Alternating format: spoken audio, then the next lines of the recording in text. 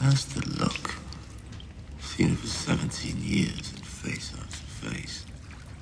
You all despise me.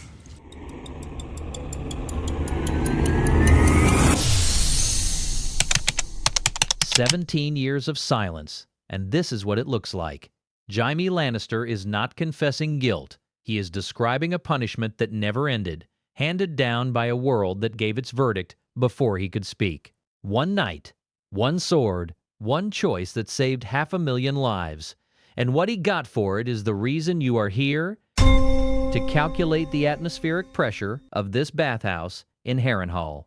We must understand what it costs a man to carry the truth when no institution in the world has ever agreed to hear it. Jaime Lannister arrives at this scene with nothing left. His sword hand, the thing that made him the most feared blade in Westeros, was taken on the road here. His title means nothing inside a ruin controlled by no house. Beside him is Brienne of Tarth, a woman who has held him in contempt since the moment she was handed his chain. She does not hate him for his arrogance. She hates him for the broken oath, the one vow that inside her framework of honor cancels every other thing a man has ever done. Brienne needs only to deliver him alive. She has not asked for his account of that night. Jaime does not need her sympathy. He has never expected sympathy from anyone. What he needs is something smaller and far more impossible. One human being willing to hear what happened before they decide what it meant. The stake is not military, not political. The stake is whether a man can be known before he disappears entirely into the name the world assigned him. You heard of wildfire?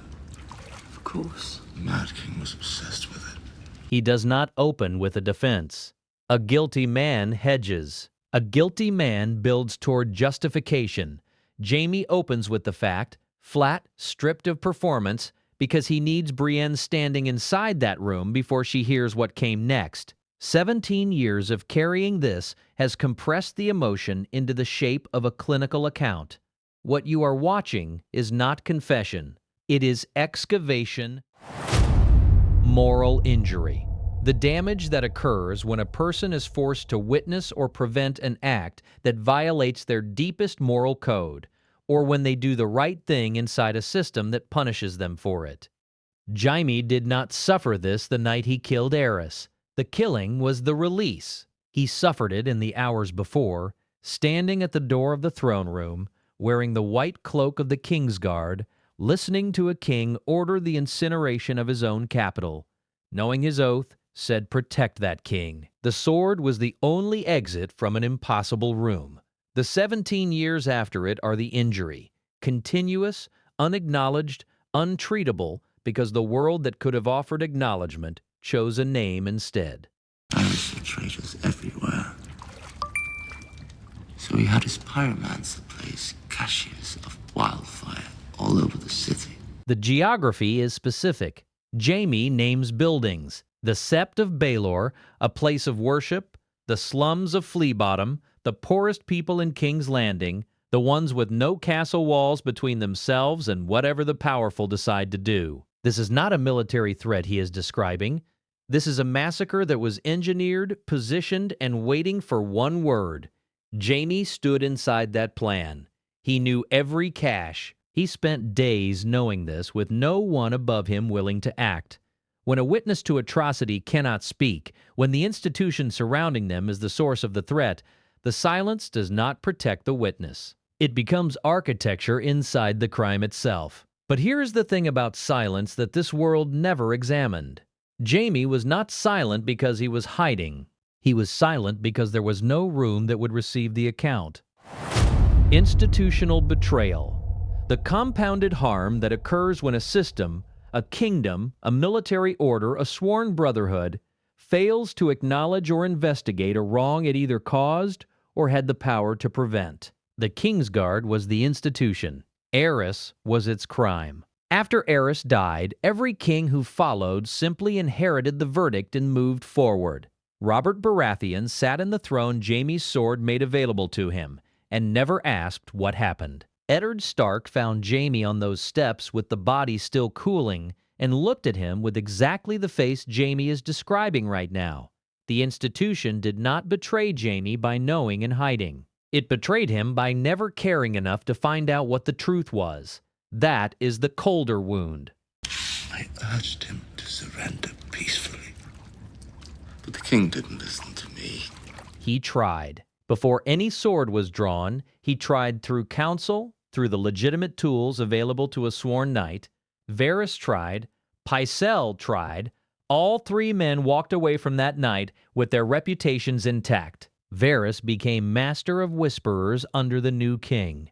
Pycelle kept his chain. Jaime kept a name.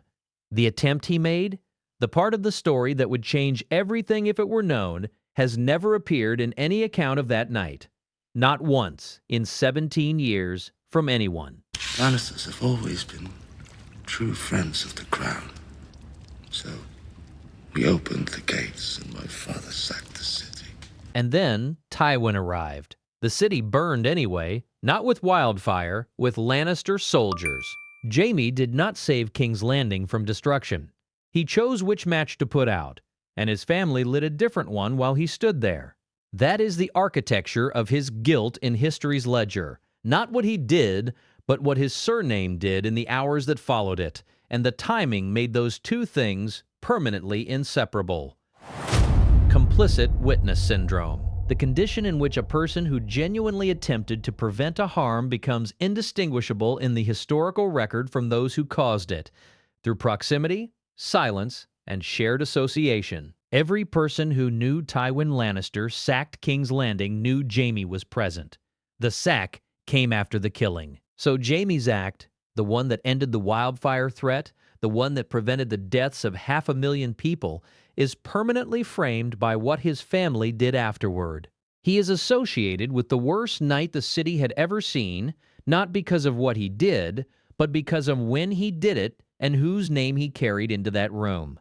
The surname sealed the verdict before any account was given. Tell me if your precious Renly commanded you to kill your own father and stand by while thousands of men, women, and children burned alive, would you have done it? Would you have kept your oath then? This is the question that breaks the entire framework. The code Westeros uses to judge men like Jaime was designed for a specific configuration: a loyal knight, a lawful king, a clear enemy. It was never designed for a king who orders the incineration of his own capital. When Aerys crossed that line, the oath did not simply become difficult to honor.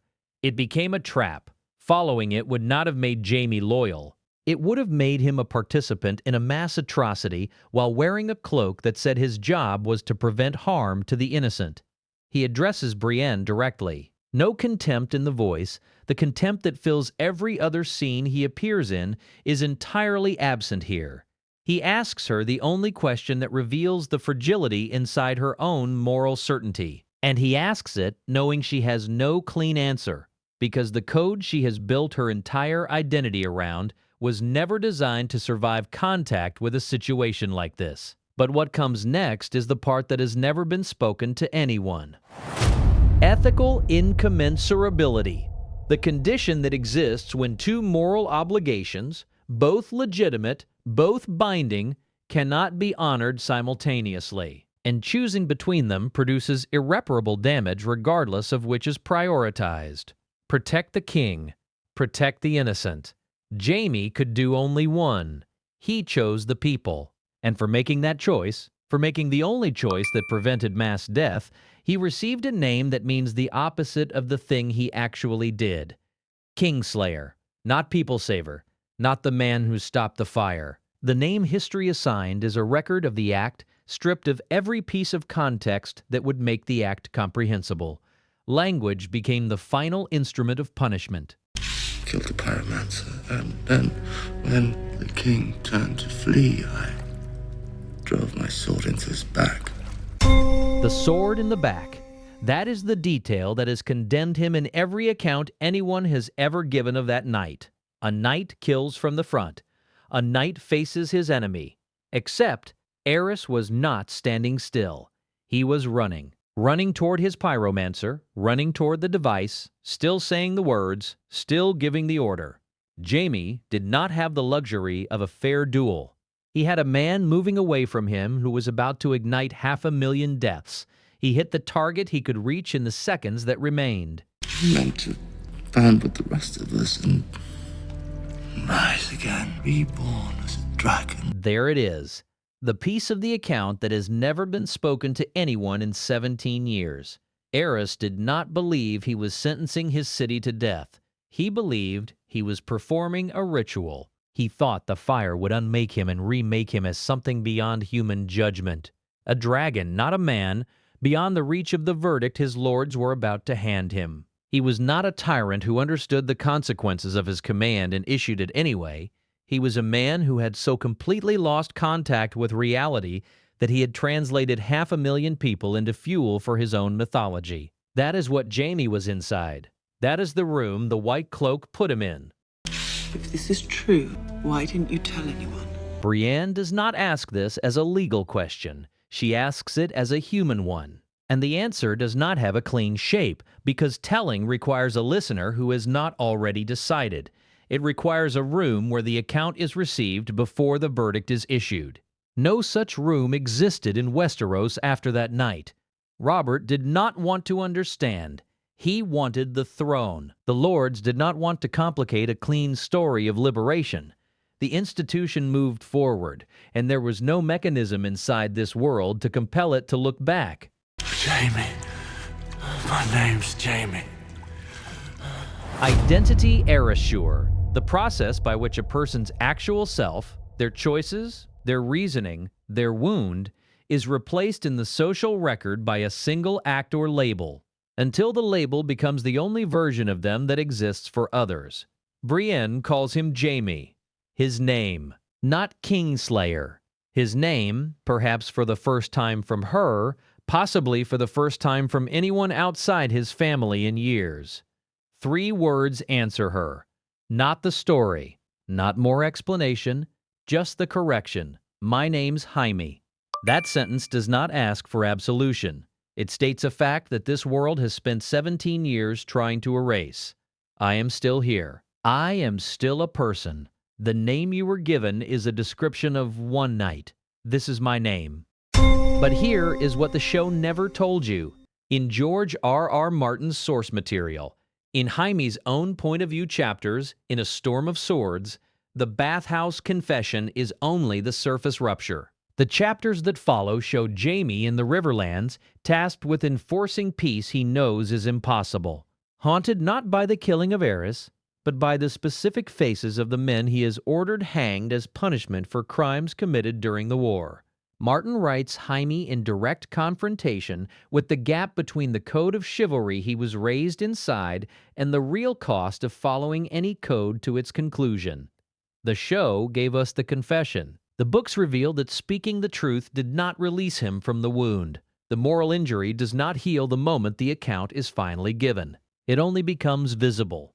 And in Westeros, visible wounds are an invitation to further damage, not a path toward any form of peace. The mechanism that destroyed Jaime Lannister operates in boardrooms, military chains of command, and institutional hierarchies in this world right now. When a person makes the correct call inside a system that has no procedure for recognizing correct calls, when they act with integrity and that act is immediately absorbed into a narrative that makes them the problem, the cost is not the act.